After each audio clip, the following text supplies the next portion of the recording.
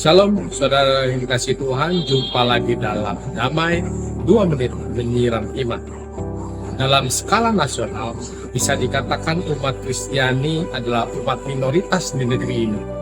Tetapi dalam skala internasional, umat Kristiani ada miliaran jumlahnya. Tetapi bukan kuantitas yang terpenting. Yang terpenting adalah kualitas dari orang-orang percaya. Yang menjadi pertanyaan dari begitu banyak umat Kristen, sudahkah semua berperan menjadi saksi-saksi Kristus? Sebagai saksi Kristus, sudahkah kita menyuarakan kebenaran bahwa kita adalah umat pemenang, bahkan lebih dari pemenang? Di dalam Ibrani 12 pasal yang pertama di sana tertulis, karena kita mempunyai banyak saksi, bagaikan awan yang mengelilingi kita, marilah kita menanggalkan semua beban dan dosa yang begitu merintangi kita, dan berlomba dengan tekun dalam perlombaan yang diwajibkan bagi kita.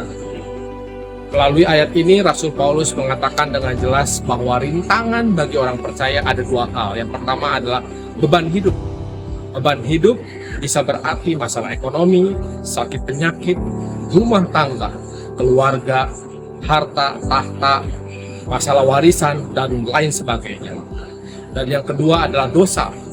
Masih banyak orang percaya yang masih terbelenggu oleh kuasa dosa, seperti kecanduan atau adiksi akan narkotika, rokok, pornografi, dan lain sebagainya.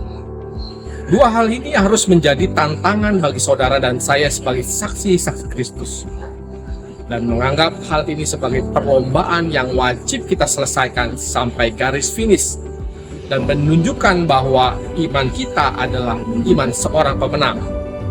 Seorang pemenang tidak akan pernah berhenti di tengah jalan. Seorang pemenang akan berlatih sedemikian tekun dan tak kenal lelah sebelum memulai suatu perlombaan. Bukankah Kristus sudah menunjukkan kemenangannya menanggung dosa semua manusia? Artinya saudara dan saya adalah golongan umat pemenang. Kalau Kristus sudah menjadi teladan kemenangan bagi kita, artinya kita juga dimampukan untuk menang atas beban dan dosa. Asalkan kita dengan tekun menyelesaikannya, tanpa bersungut-sungut, dengan iman dan ucapan syukur. Saudara terkasih, perlu kita ingat ketika pada satu titik kita merasa tidak mampu dan mengangkat tangan tanda berserah atas beban dan dosa yang merintangi kita.